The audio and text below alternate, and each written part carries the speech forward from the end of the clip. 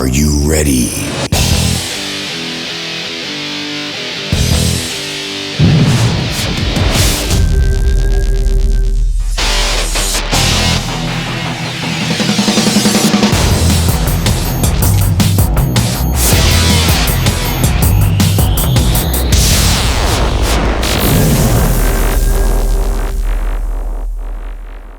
Hello friends, welcome to my fitness channel HS Fitness.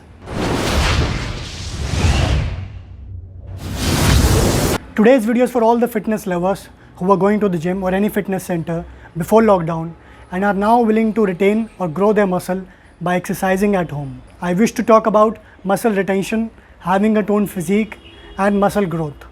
Generally when we work out in gym, we have all the dumbbells, weights and different kinds of machineries available. So it becomes easy for us to design our workout.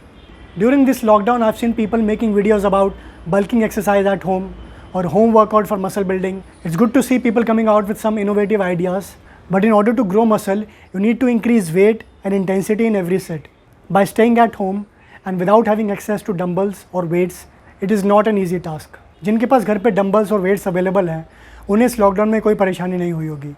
But I am talking about those people जिनके पास घर पे एक पे dumbbell है या कुछ wait available है, या वो लोग जिनके पास कोई डंबल या वेट अवेलेबल नहीं है. मैं इन दोनों से बोलना चाहता हूँ कि अगर आप घर पे रह के अपनी मसल पे काम करना चाहते हो, then you really need to follow these 6 principles. They will not only help you in muscle retention and bring you back in shape, but will also help you in muscle growth. I know only exercise cannot build muscle for you. There are several other factors responsible for muscle growth, like having a good nutritious diet with right amount of protein, carbs, fibers, etc. Getting enough sleep and taking lots and lots of water, which is a very important factor. But you need to exercise in the right manner to activate your muscle. Those who don't have any weight or dumbbell at home, they can use a resistance band for home workout. Today I'll show you how you can grow your muscle by using a resistance band. If you don't have one, you can easily get it online. So let me start with the first principle, which is full range of motion, or I can say that this is the right way to do any exercise. There is a myth about full range of motion that it cannot build muscle for you.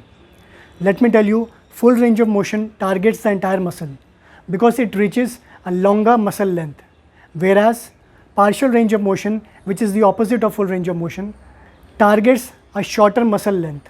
Sometimes the partial movement is beneficial for you, but how? I'll tell you later. Right now I'll show you the difference between full range of motion and partial range of motion. I am doing bicep curls by using a resistance band. To complete one full movement, I need to go from point A to point B and then come back from point B to point A. You can clearly see the complete muscle being targeted.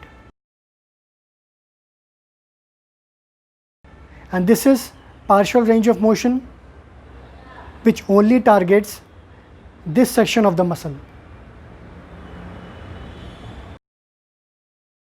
I see a lot of people increasing weight in every set. They keep on putting weight into the bar, but they end up doing wrong movement and they cannot target the muscle, which can even lead to injury. So always remember to lift the right amount of weight so that you can easily control it and focus on full range of motion.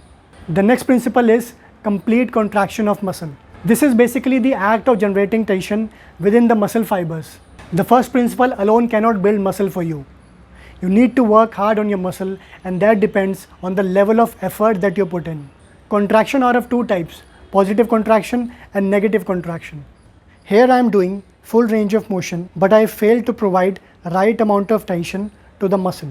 This way you can never grow muscle. Now the movement is exactly the same, but as you can see, I try to contract muscle to the maximum by holding the weight for 1 to 2 counts. Thus you can see a bit more work done by the muscle fibers. In this footage I talked about positive contraction, that is reaching the peak contraction of your muscle by squeezing at the top of every rep. To learn about negative contraction, you must see the next principle. Slow movement or slow reps. This method is very important for muscle building. It is a good example of resistance training and gives you muscular strength and endurance.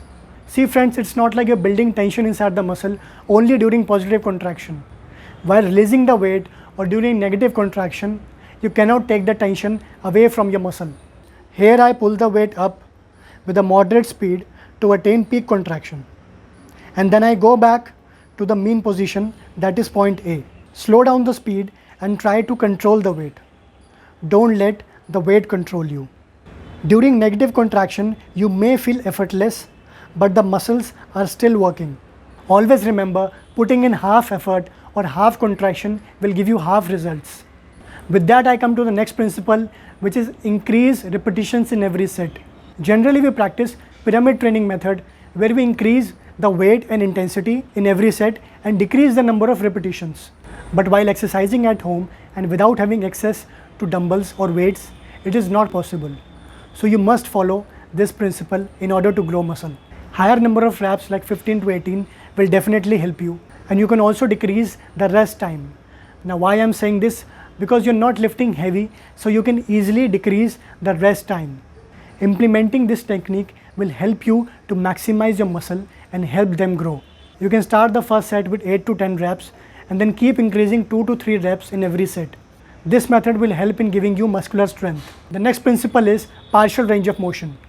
Earlier I told you that partial range of motion targets a shorter muscle length, but it doesn't mean that it is not at all beneficial for you. Different partial movement targets muscle in different ways, only when you combine it with full range of motion. Suppose you wish to do 16 reps in the final set. So you must do 6 reps with partial range of motion and the remaining 10 reps with full range of motion. Now it depends on you whether you want to introduce the 6 partial movements in the beginning of the set or at the end.